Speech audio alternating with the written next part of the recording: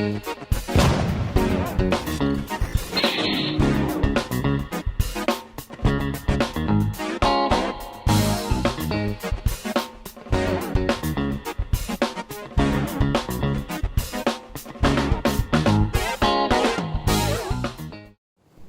everyone, bit of a midweek update from Nat's Knackers Yard. I'm Nat and this is my Knackers Yard. This is Ernie, and I've just had, it's not Ernie, it's Kermit.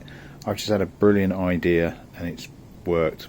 So I've had to order a couple more seals because the kit that I've got for this is a bit dark, I do apologise. The kit that I've got for the brakes is for 3 equal size pistons, well 6 equal size pistons on each side. It doesn't account for the smaller one. I think these are J model exhausts, not G model like the bike is, which would kind of make sense because I think it's a J nose cone. But anyway, gonna have to wait till Wednesday for that, and I didn't want to have to do one half then the other half. I've just come up with what I think is a genius idea, which means that I can strip them both at the same time. Now obviously I don't have an air hose, I have no compressor, so I've got no way of forcing out the pistons apart from the pneumatic system of the brakes themselves. The issue that I've got, the double head up here, because obviously 2 cables. So what I've just done is whipped the pipes off, put the single in from the left-hand caliper through one of the banjos rather than the double serving the 2, and it means that I can do the right side as well. Put it in, a couple of pumps later, I've got movement on all 6 pistons, so I'm going to have to go. Probably not going to film it because it's starting to get late and the lighting is horrendous here. I don't want to have to drag out the bike or anything, and I've only got a bit of space because I've been out on kit today. So what I can do is do exactly the same as before, strap up the inside pistons, pumpity pump pump, get the outside ones off, block the flow between the 2, and then pump the inside pistons out as well. Happy freaking days. And it worked. Well happy. I was expecting to have to do one side, get all that sealed up, and then do the other side, so this is a massive Billy bonus, and it just means I can get them done a lot quicker and a damn sight easier. So they've come off looking much like the other ones, nice and clean on the inside where they've had hydraulic fluid on them, not a drama. The edges and the end seals are pretty shagged, but not too bad. A quick look at the pistons, basically as bad as the last ones. They look worse than they are, and I'll show you for why in a second, because what I've kind of ended up with here is a sort of a bit of a before and after. So very much before, all the stuff fresh out, all a bit shagged, all requires a little bit of love, and post a little bit of love you end up with something like that, where I've started to put the seals in. It's nice and clean. Don't get me wrong, it's going to need another quick wash out beforehand, but actually the key element is the pistons, and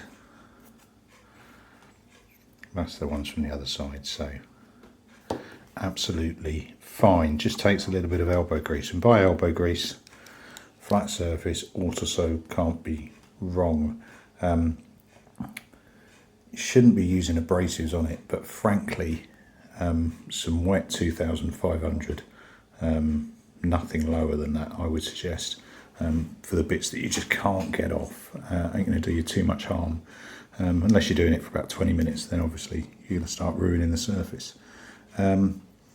Where's my annoyance? My annoyance is the kit that I got for it, which as you can see, ZX6-R 600G Ninja, my bike. That's what Kermit is. Now unfortunately all the piston seals are the same size and they fit the big ones but not the single little one. Looking up on the Haynes manual that I got from Daniel, cheers mate, there's a tiny little footnote that says, oh by the way, on J and I think I models it's got one smaller. So yeah, I appear to have J brakes rather than G brakes, which is strange, but hey, so be it. So I was faced with buying a complete set for somewhere around, depending on which supplier you get it from, about 40 quid. which I wasn't really prepared to do. Alternatively, I could buy some 24mm sets for, I think, something like three quid, 3.50 each, which is precisely what I did do. So for about 14 quid, I've got 4 of those coming in a couple of days. But that gives me a bit of time to sort these out. So what I'm going to do is finish giving these a little bit of a douche around the edges that I haven't got to, get the seals in, and get working on these and see if I can make these look like those. So the death throes of the evening and probably the last bit of this little midweek update. I've got all 2, 4, 8 of the big ones in.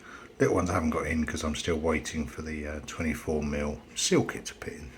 But the bit that I just wanted to point out, and it's taking a little bit of examining to work out, for each one of these pistons you've got 2 seals. You've got a thick one and a thin one.